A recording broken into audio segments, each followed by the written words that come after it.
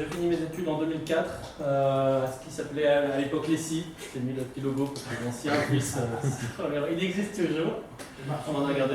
C'est devenu Polytech et en fait en 2004 j'ai intégré Sopra Group qui cette année est devenu Sopra Steria. Donc c'est une entreprise de services numériques, on disait une SS2I. Il y a le mot service, il y a le mot informatique, il y a le mot numérique, bref, c'est bien la voie à laquelle vous vous destinez, une partie en tout cas de structures qui accueillent des étudiants sortis de Polytech. D'ailleurs, on recrute régulièrement stagiaires, apprentis et ingénieurs de Polytech. Donc, je vais vous en parler, mais très brièvement, pour que ce soit quand même dans le contexte de la présentation d'IAM. Vous montrer un peu ce que l'on fait, comment on peut se positionner quand on a fait des objets connectés, quand on s'est inscrit dans une majeure dédiée à l'informatique ambiante et mobile. Revenir à notre définition de l'objet connecté, notre définition du numérique, histoire de partager un peu un vocabulaire, et puis montrer effectivement comment ça se décline dans le milieu industriel, dans les collectivités, bref, sur le marché du travail. Comment on perçoit ces changements qu'apportent les objets connectés. Et puis répondre à vos questions, alors peut-être pas tout de suite après parce que l'idée c'est aussi d'illustrer et de laisser, mais je reste de toute façon jusqu'à la fin de la présentation, je ne pars pas juste après. Voilà. Ah oui, en plus, c'était pas super. Donc je serai toujours là tout à l'heure pour répondre à toutes vos questions. Allons-y, donc effectivement, un grand groupe avec beaucoup de clients. Toutes ces informations-là, vous les retrouvez sur le site Sopra Steria. Je ne vais pas m'attacher là-dessus. Je vais surtout contrôler l'heure parce que d'aucuns disent que je suis un peu bavard. Ça en fera deux ce soir. Donc Jean-Yves a été mon professeur, Marie également, et Stéphane, on se connaît depuis l'époque, puisqu'il était déjà là. Donc voilà. Forcément derrière, essentiellement des systèmes d'information, du conseil, donc en fait toute la chaîne, on fait désormais même de l'infrastructure, et puis des secteurs qui ne sont pas des secteurs seulement du B2C, où on a l'habitude de voir les objets connectés, et c'est vraiment en introduction cette vision-là que je vais vous donner. C'est les objets connectés, à quoi ça sert, mais dans le monde professionnel, dans ce qu'on appelle le B2B, business to business. Et puis la division sud-est, ça c'est pour dire qu'on est quand même nombreux. Donc derrière une question, comment un grand groupe va être innovant? Pourquoi vous n'avez pas en face de vous un étudiant qui a monté sa boîte, qui a monté une start-up et qui fait des objets connectés avec son fer à souder? Comment on peut faire des objets connectés dans ce contexte-là? C'est aussi ça qui était intéressant de vous montrer. Donc sorti d'une filière, ça s'appelait pas IAM, à l'époque ça s'appelait Stream. Souvenir. Système temps réel et application mobile. Ouais. Et puis après, déjà quand même dès 2008, des projets qui tournaient autour du big data, le traitement de l'information, les nouvelles façons d'aller chercher de l'information, de la transformer. Et en 2012, les premiers projets commençaient à apparaître dans ce milieu industriel, là dans le milieu industriel de la santé, avec des objets connectés, dont je pourrais vous parler tout à l'heure, pour illustrer tout ça. Et puis depuis 2015, référent Internet of Things pour la division Sud-Est, ce qui me donne l'occasion d'aller voir un peu partout où est-ce qu'on peut déployer des objets connectés.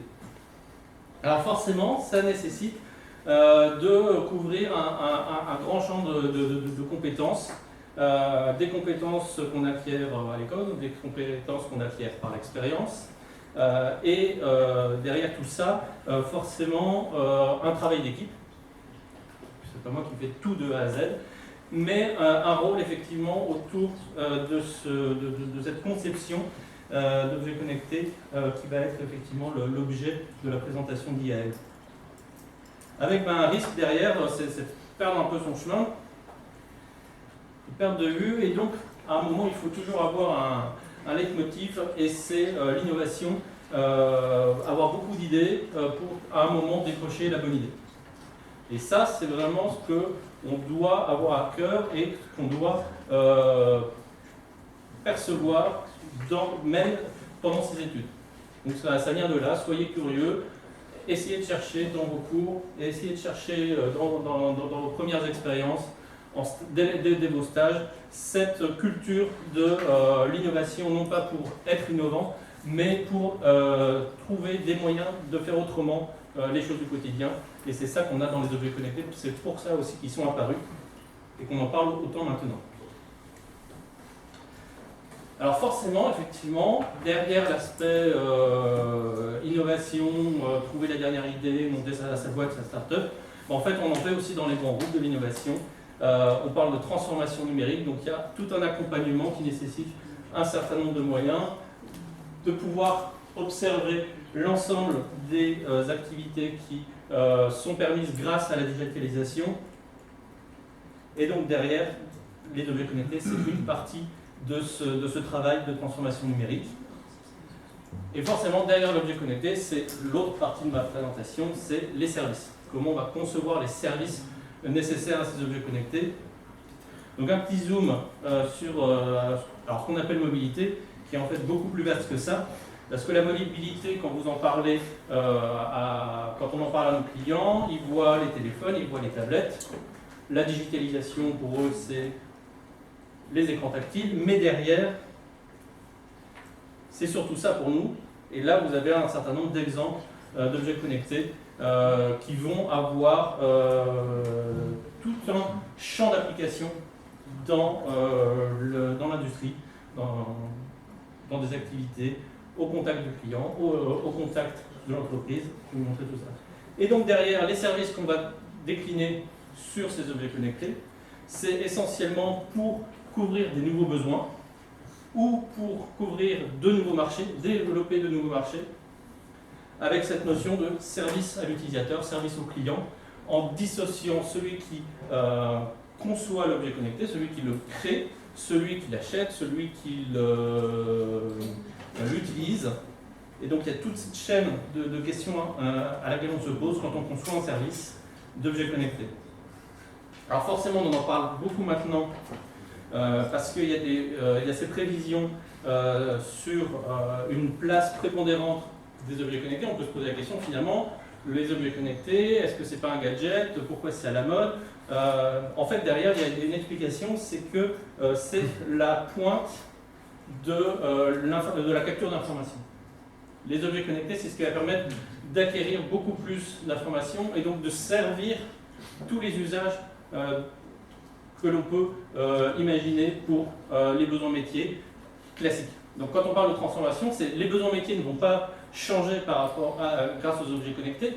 C'est juste que grâce aux objets connectés, vous allez pouvoir récupérer beaucoup plus d'informations, la récupérer plus vite, plus tôt, dès qu'elle est produite, dès qu'elle est créée. C'est-à-dire, imaginons quelqu'un qui se déplace, si vous lui mettez des objets connectés, vous récupérez la donnée avant qu'il soit arrivé sur son lieu de travail, et derrière, vous pouvez construire tout un tas de services sur l'exploitation de ces données.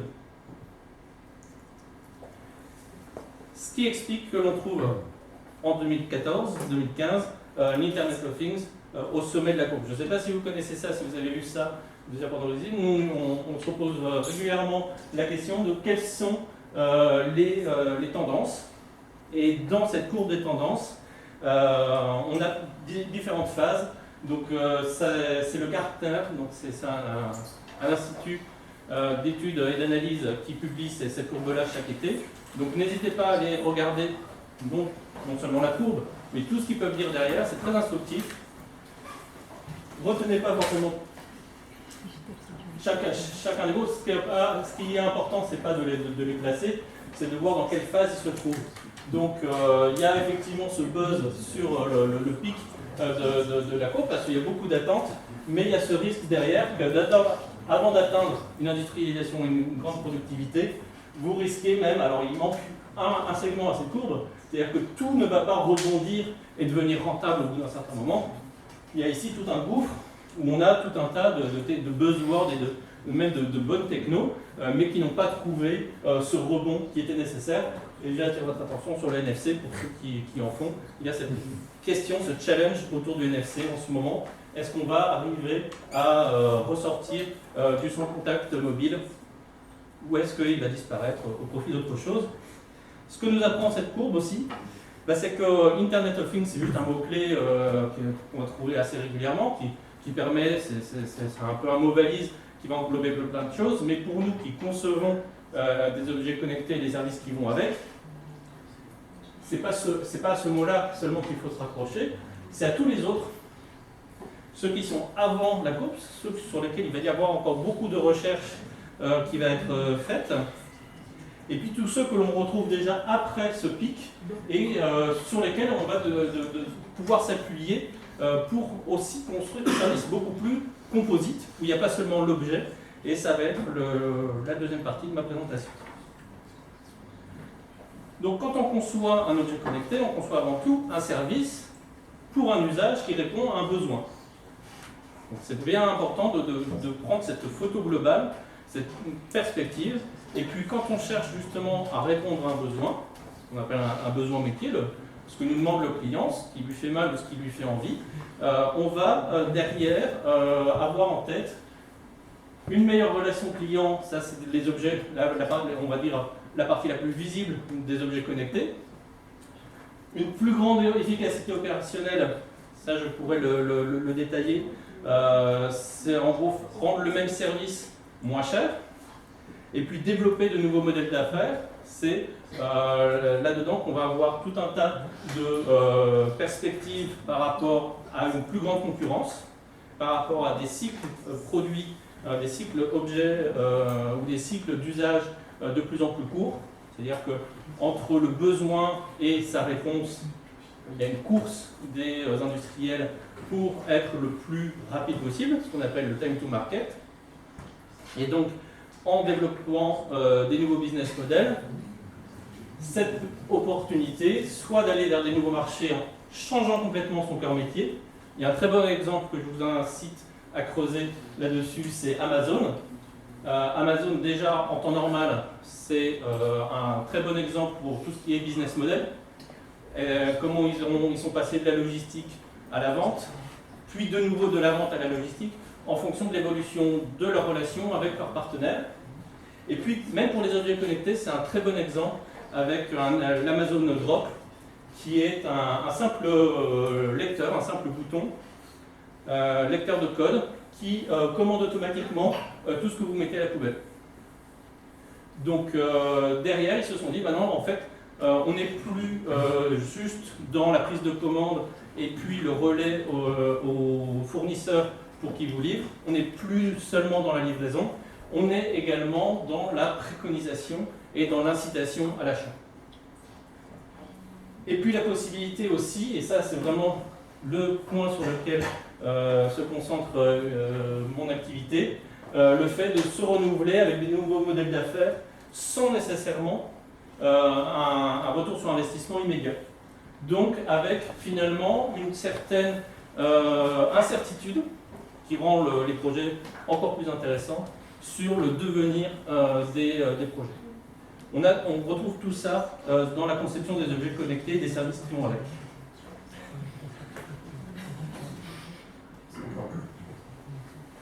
Alors derrière quelques exemples que vous puissiez projeter ce que je viens de vous expliquer, qui était un peu théorique, sur les différents secteurs et donc ces domaines d'application. Ceux qu'on va connaître très bien, parce qu'on en parle beaucoup dans les médias, c'est tout ce qui est santé, bien-être, sport. Donc tous les objets connectés qu'on porte sur soi, les wearables, avec derrière des services et des usages autour de ce qu'on appelle le quantified self. Le fait que je me mesure, donc je contrôle plus ce que je fais, donc je vais être en meilleure santé parce que c'est en mesurant quelque chose qu'on peut l'améliorer. La phrase d'origine étant l'inverse, on ne peut pas améliorer ce qu'on ne mesure pas. Retenez, c'est très très utile comme ça. Après, on peut mesurer et puis se rendre compte qu'on ne peut rien faire, et là c'est encore pire. C'est là où aussi il y a cette incertitude sur ces objets connectés. Est-ce que finalement ça va dépasser le cadre? Est-ce que ça va passer à l'échelle, comme on dit? Est-ce que finalement tout le monde a envie de savoir à l'instant T combien il pèse, combien d'efforts il a fait, combien de pas il a marché? C'est toutes ces questions-là. Et puis il y a le domaine de la santé aussi qui est un peu particulier.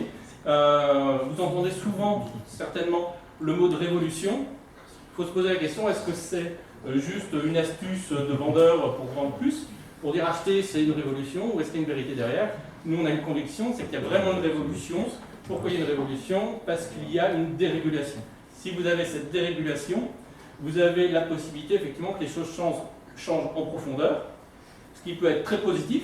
C'est ce que je disais avant, dans le fait d'aller sur des nouveaux marchés, que les entreprises vont oser, les clients vont oser se mettre en danger et vont nous laisser innover de manière qu'ils n'auraient pas permis en temps normal. C'est la première partie de la révolution.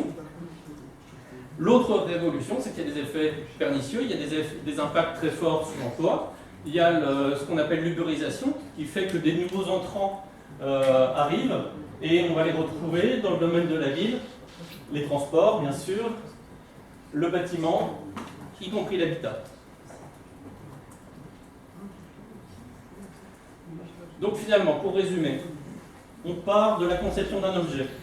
C'est, on est tous, enfin, je n'aime pas faire des généralisations, mais on est tous un peu geeks et on se dit effectivement qu'il y a la possibilité de concevoir un objet, c'est vraiment faire apparaître quelque chose qui n'existe pas, faire du prototypage. Bien sûr, c'est une composante importante de ce métier-là. Et si vous allez en IAM, vous aurez tout loisir, effectivement, de prototyper. En plus, vous avez tous les moyens à disposition, j'y reviendrai tout à l'heure. Mais derrière, dans notre démarche, c'est ça, dans la professionnalisation de cet Internet of Things, on a la mise en réseau et on a surtout le développement de services qui vont exploiter ces interconnexions d'objets. Et derrière ces services, la nécessité de répondre à des usages. Alors je vais faire un zoom sur ce schéma, qui est aussi un schéma très important que vous pouvez reprendre pour bien cerner un peu l'horizon professionnel et les produits et les industries qui sont derrière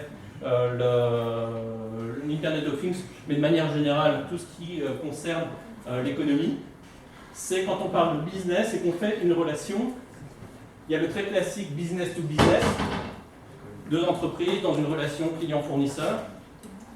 Il y a le B2C, qui est le mot qui fait bien quand on veut juste dire qu'on vend à un client un service ou un bien. Et puis ce qui est encore plus passionnant, c'est de voir apparaître ces objets, ces entreprises, et même, y compris, des relations qui ne passent pas par le business. C'est aussi une des explications qu'il y a derrière ce mot révolution numérique. C'est le fait de voir apparaître du customer to customer. C'est-à-dire qu'on a une relation marchande, on va dire, qui ne passe pas par une entreprise classique, qui se fait directement de client au client. Tout ce qui est covoiturage, donc on parle beaucoup de social C2C, la possibilité de rendre service à quelqu'un sans avoir créé une structure. C'est là aussi où la dérégulation entre en jeu. Il y a un service qui est développé par une start-up de Sophie Antipolis qui consiste à prendre des photos sur un lieu sur commande. C'est-à-dire que quelqu'un vous demande, tiens, mais je vois la géolocalisation, là encore une dérégulation sur l'accès à la position des personnes géographiquement. Je vois que tu es à tel endroit, est-ce que tu peux me prendre une photo, pas maintenant mais plutôt dans une demi-heure, etc. Donc il y a vraiment une relation marchande finalement qui s'installe juste pour un service de prise de photo. Avec derrière effectivement cette question de la place du business. Et puis il y a ces objets ou ces machines et le machine to machine, donc on parle vraiment d'une relation purement technique et puis on va créer un usage sur la relation entre objets. Et donc finalement les utilisateurs qui sont ici ne sont pas, ce sont les machines, ce réseau de machines, ce système de machines qui communiquent entre elles et qui finalement crée un service qui n'est pas, dont va bénéficier un utilisateur. Donc cette décorrélation aussi est au cœur de cette conception des services sur objets connectés. Alors pour arriver justement à concevoir un service complet, on fait se reposer généralement toute la chaîne que je viens de décrire, qui était plus une relation stratégique. Il faut derrière concevoir un usage et un service pratique. Et pour ça, on a ces trois étapes, capture, analyse, partage, où on va pouvoir composer finalement un service. Et les objets connectés ne sont qu'une partie de la capture de données. Et derrière, le service que l'on va créer finalement n'est pas un service d'exploitation de l'objet connecté, mais un service complet dédié à l'usage, avec derrière des aspects B2C, la publicité, avec des services techniques plus classiques, des bases de données, des profils utilisateurs, des historiques, enfin une vraie composition de différentes composantes techniques pour arriver à donner ce service. Et puis, quand on regarde l'activité nécessaire pour créer un nouveau service sur un objet connecté, on va retrouver finalement toute la démarche d'ingénierie informatique classique, celle que vous avez vue et que vous êtes en train de voir pendant les premières années. Et on a une spécialisation, si on peut dire, dans la filière IAM, que moi je retrouve dans mon activité de tous les jours, sur l'identification des données, le prototypage des usages, avec tout cet aspect un peu électronique qui nous permet de toucher du doigt les dernières caméras, les derniers algorithmes d'intelligence artificielle.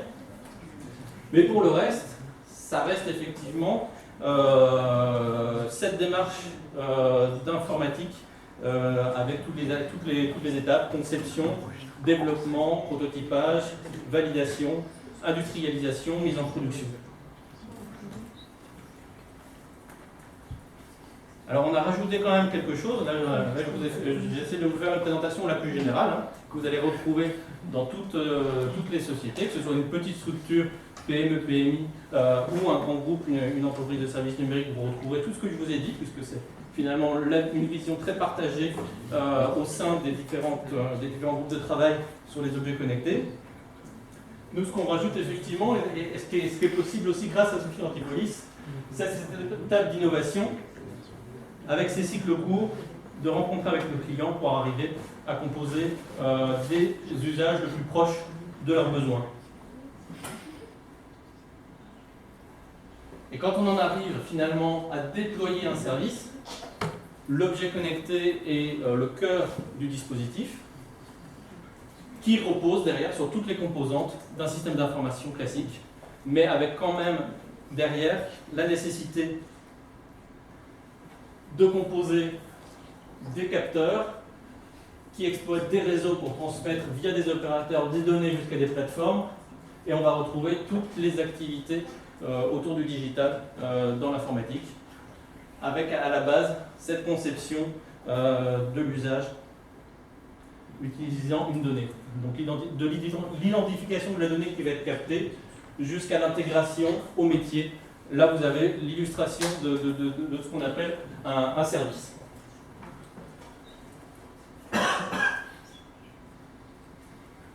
Alors nécessairement, ça ne se fait pas tout seul. C'est aussi là où il y a une différence entre concevoir un capteur, où là, effectivement, on va se focaliser. Si on est sur les empreintes digitales, on va devoir aller très loin dans de l'optique, dans des systèmes de traitement sans fil, de communication sans fil. On va devoir développer des compétences dans les antennes. Mais quand on parle de services pour les objets connectés, on a en fait une composition. Ça s'appuie sur des partenariats. Là, je vous ai présenté les liens. Ça nous permet déjà de couvrir un grand nombre d'activités.